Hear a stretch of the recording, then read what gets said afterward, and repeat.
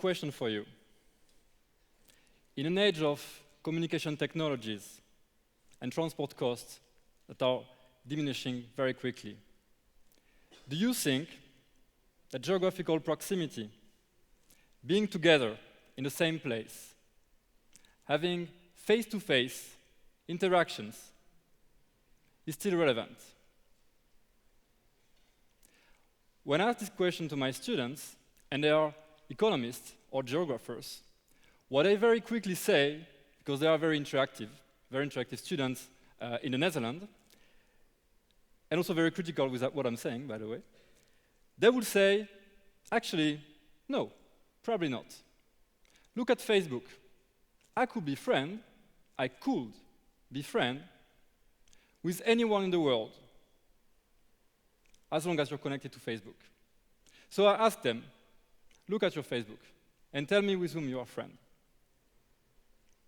And it turns out, as you can imagine, that they are friends with people with whom they went to high school together, with whom they are playing soccer, or hockey. They play a lot of hockey in Netherlands.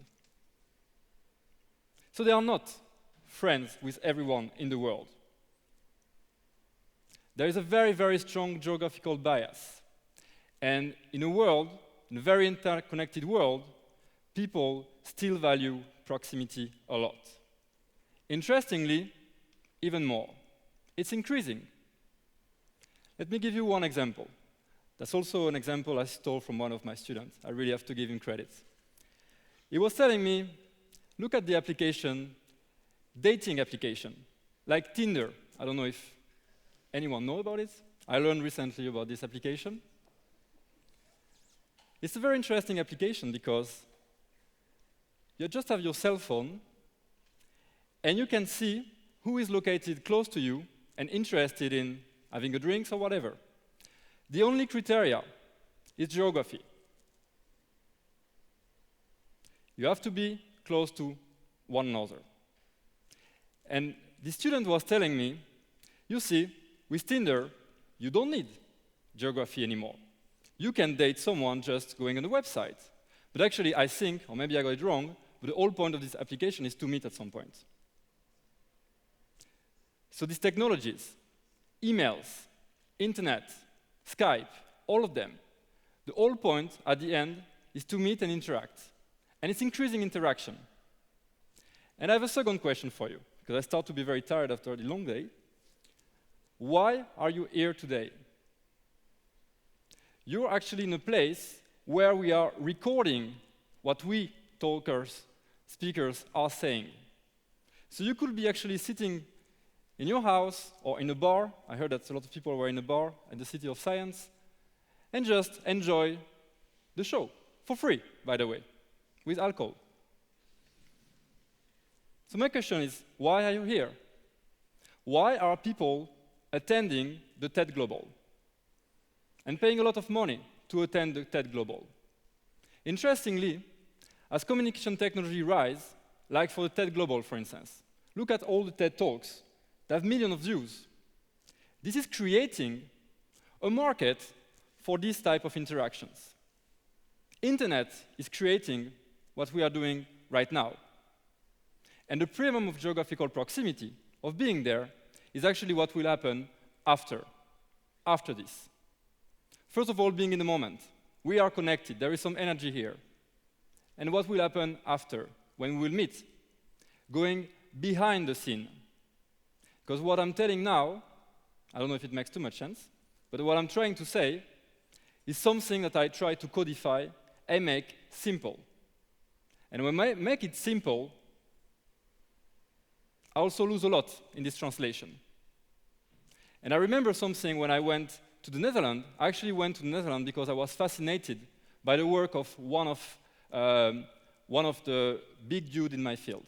And I was fascinated by his work, but I only knew him from the papers. And I went there, and I thought I knew what he knew. I knew exactly what he had in mind, because I read all his papers. And I realized, going there and starting to interact with him, that the story behind the papers is much more complex. There are a lot of things that is not including in the paper. Or, what you actually read in the paper is actually old news. if I read a paper now, which is from 2012, it is very likely that the idea popped up in the mind of this guy in 2005 or 2006. So in a world where knowledge is important, where knowledge is complex, where innovation is crucial, you need to be close to the action. You need geographical proximity. You need to meet people, especially for big ideas. And if I look at the story of mankind and the development of technologies, because something which is very wrong is to think that, actually we tend to say that as humans, we tend to think that we are exceptional and that we live in a very, very special age. We don't. Communication technologies have been invented for many years, from the very first man on the planet. But of course, if we look at one of the main communication technology ever invented, which is the telegraph, by Samuel Morse in 1840, what is very interesting is that this time, only very few people were living in cities. What you see here in the back, on the y-axis, is the share of people living in cities. In the US at this time, was around 10%. Only 10% of the people were living in cities. People were not agglomerated. They were scattered around. They were almost randomly distributed, according to natural resources, ports, this kind of thing, but still, they were not concentrated.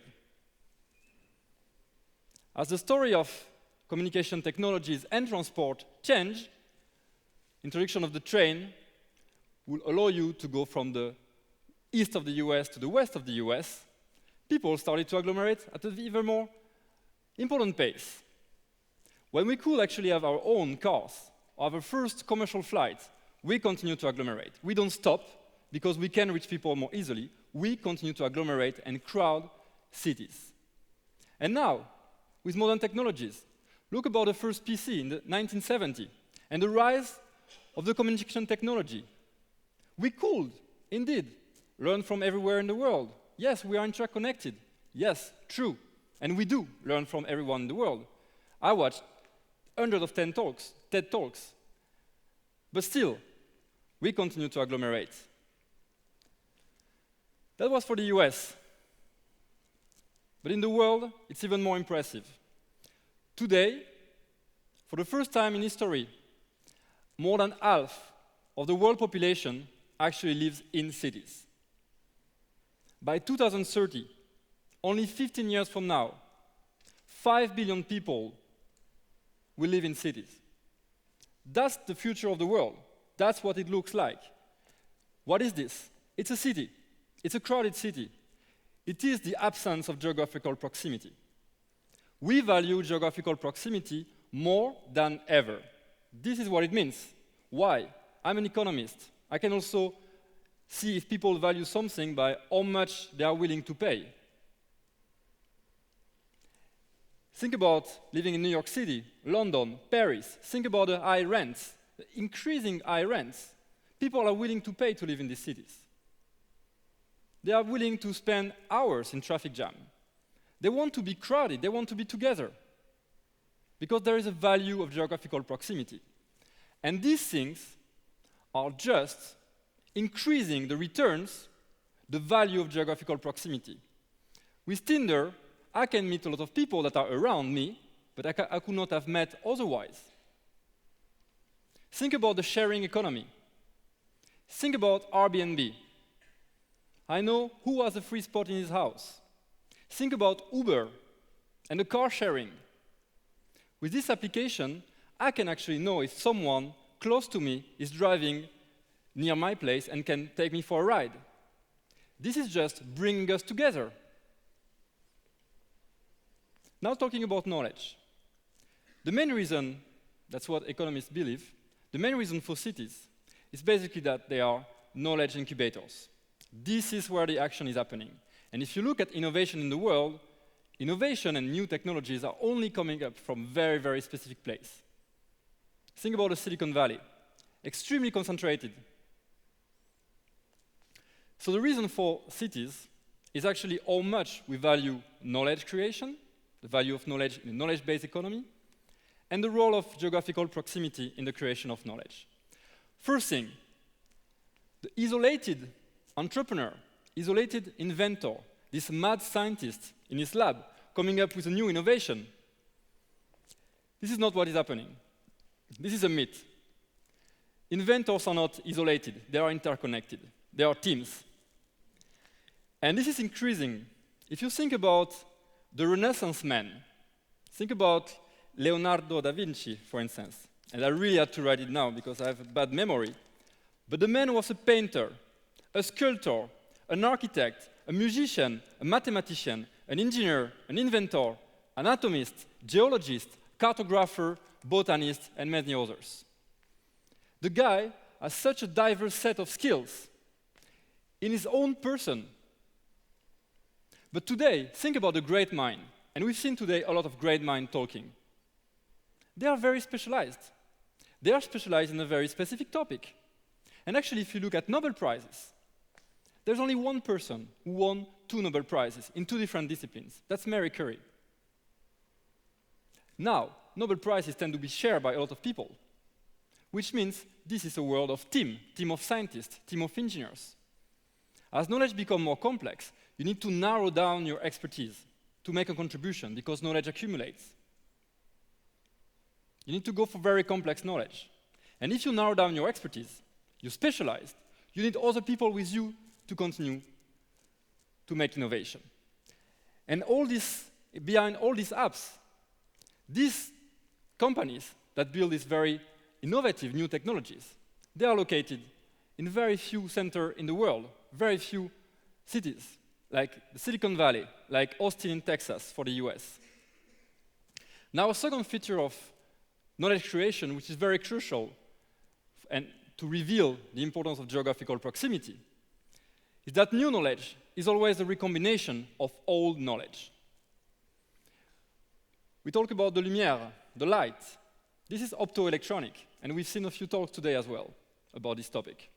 This is exactly the recombination of discoveries of major scientific breakthrough in optics and electronics, and that give rise to these new technologies, which actually, by the way, are very relevant for new technologies such as solar panels and photovoltaic. But this is by recombining knowledge that you come up with these kind of technologies. It works very much like a Scrabble. If you want to make words in a Scrabble, you need letters. You need a lot of letters. And you need very diverse letters. Thomas Edison, who is lying in the middle of this picture, actually knew very well this idea. He understood very quickly how knowledge could be created. And he put together a set of engineers with a very, very large and very diverse set of skills. And by bringing them together, he made a lot of attempts for recombination. Most of them failed. But he was also one of the most prolific inventors because he tried a lot of recombinations between different sets of skills. And where do you find diversity? Where do you find these crazy people, as Geoffrey West, a physician, is saying? Where do you find crazy people? Where do you find diverse sets of skills? In cities, with the crowd. As Matt Ridley, in his TED Talk says, another way to say that knowledge recombines, ideas have sex with each other. And cities are pretty good for this. Knowledge is also increasingly complex. And that's very, very important to understand why today we value geographical proximity more than ever. Because we live in a dynamic system. In a world where knowledge remains at the same level, doesn't become more complex, I believe that geographical proximity would not matter anymore. But in a world where, as you innovate, you have to, it's like a wheel, you know, when you have a rat in the wheel, you start to activate the wheel, and then the wheel goes faster, and you have to run more fast. And to run really fast, you need to meet, you need to interact, and you need to be close to the action. So knowledge is increasingly complex. Let me give you one example. This iPhone, maybe not this one, but let's say the new one, costs about $600. Out of these $600, half of it, $270, will go to the company, Apple, that made software, design, marketing. Very knowledge-intensive activities. Only $4 to the factory that assembled it. So complex knowledge is valuable knowledge. This is what we are after.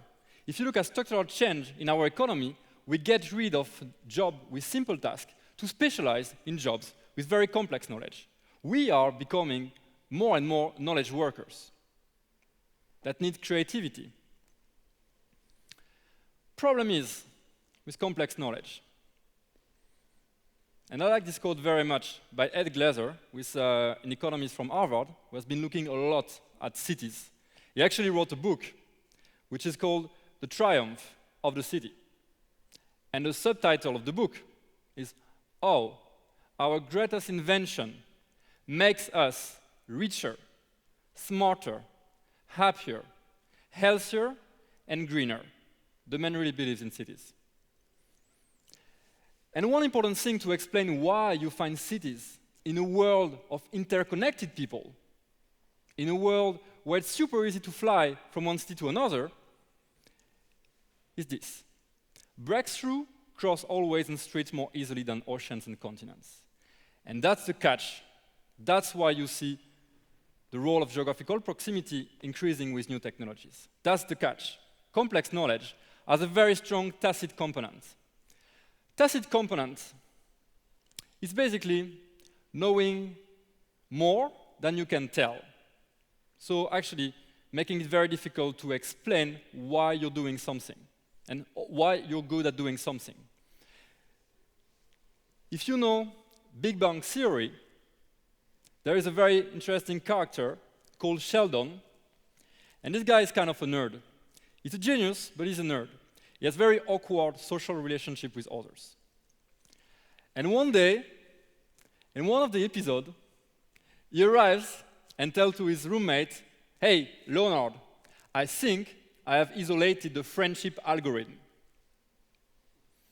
So the man thinks that he's able to know exactly how you make friends. So for instance, one of these is, do you enjoy hot beverage? And then you make friends like this. Point is, it's very difficult to know exactly why some people are really good in social contacts while others are not. Actually, if you ask someone really popular in high school why he has so many friends, he would probably know, I don't know, dude, I'm cool, you know, this kind of thing. So he doesn't know. It's difficult to tell why you're doing this.